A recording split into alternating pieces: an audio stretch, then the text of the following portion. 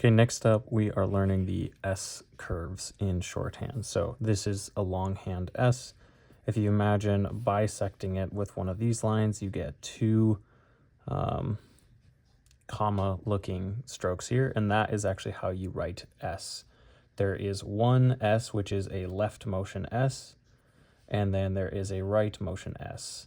And either of these marks an S sound, and you'll see why that's important later to have two different ones. But for now, just think of S as these small comma-like strokes. So in terms of proportions, if we compare that to our B, our P, and our S, you can see it's from largest to smallest. You have B, P, and then S. So proportionally, that's what it looks like.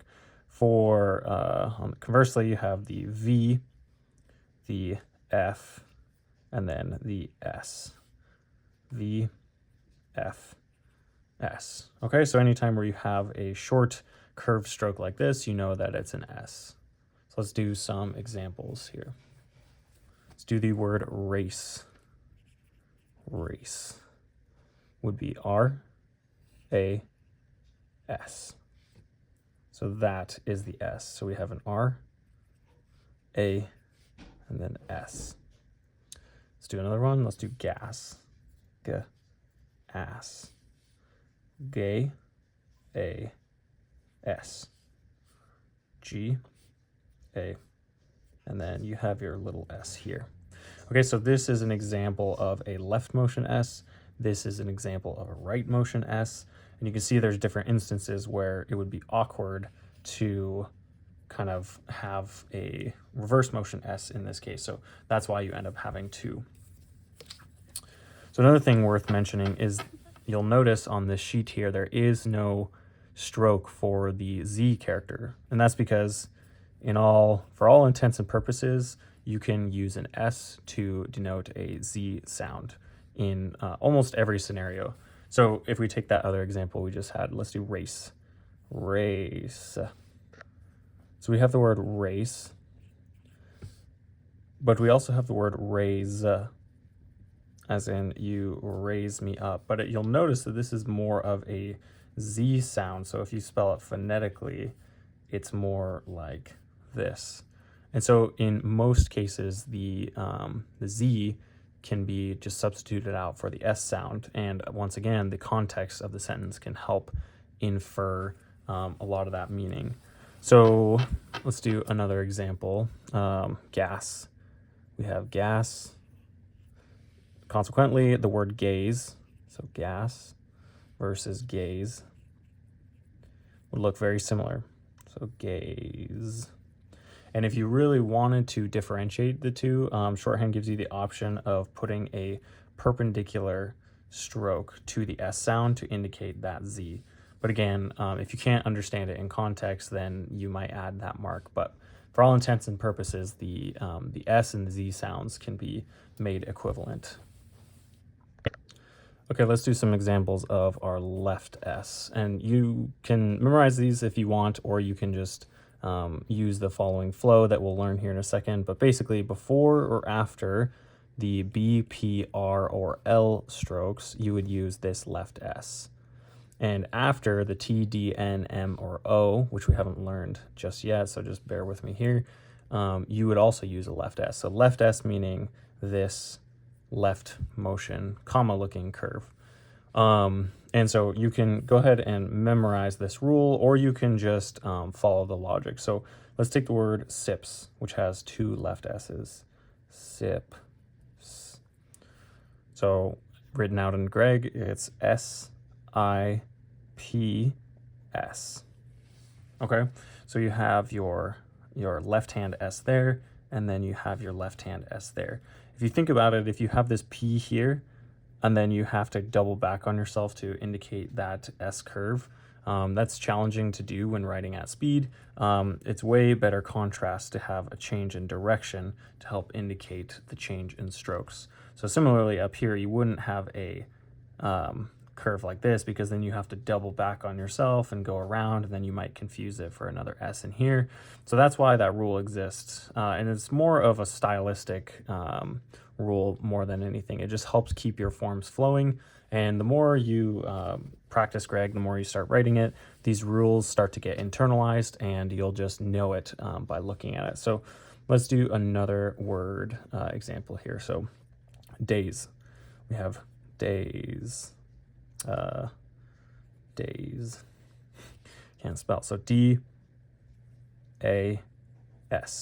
Okay? And again, we don't want to turn back on itself necessarily, because you have this weird angle in here. You'll notice that when completing that looping motion, it's very natural to write it with that left-handed S. And if you wanted to do days, then you would just indicate that with that dash, right? At a perpendicular angle. Let's do some more examples. So we mentioned before L. So what that looks like, left hand S, L, for the word slim. Slim. So S, L, E, M. Okay? So again, if you had S, L, M, you could do that. But this just shows better contrast and better indication for an S stroke before the L. And you're not really necessarily changing directions, but you're following the curve, the left-handed motion of both the L and the S in this case. Let's do a couple more. Let's do the word series. So series. Series. So S-E-R-E-S. So we have two left-handed S's in this one. So series, S-S. Okay, again, same thing. You don't necessarily want to be curving back on itself whenever you have these loop and vowel combinations. Let's do maybe one more following this rule. Let's do the word phrase, P-R-A-S-E. Remember, phonetically, this would be more of an F. So how it looks here is F-R-A-Z, phrase. And again, this is written with an S, but you might pronounce it more of a Z. So in this case, it wouldn't be phrase, it would be phrase. But in this case, because it's spelled this way, it doesn't hurt you to mark it, but you would also understand in context that this is phrase. Okay, let's do some examples where we have the right motion S, kind of more of a comma-like stroke.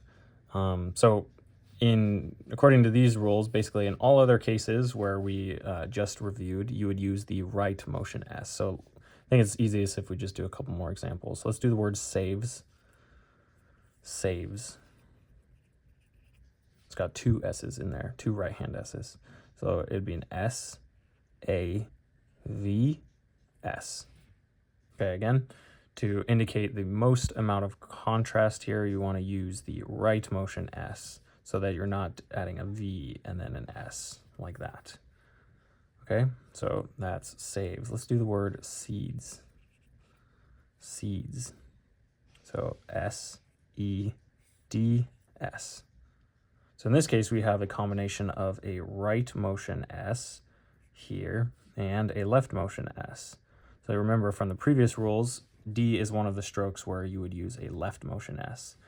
And the more you start to read Gregg and practice it, you'll never see a case, at least with experienced Gregg Shorthand writers, where they write the S like this. It just looks a little bit awkward, doesn't have the right kind of contrast and flow into the next potential letters.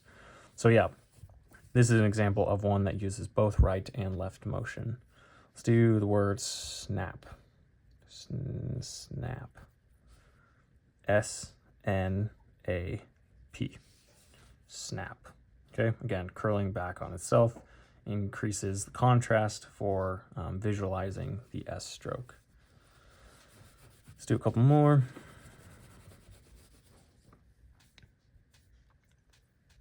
Seeks. S-E-K-S. So we have two S's here, both of them right motion. Sketches. Let's do sketches. Sketch as S K, E, che, S.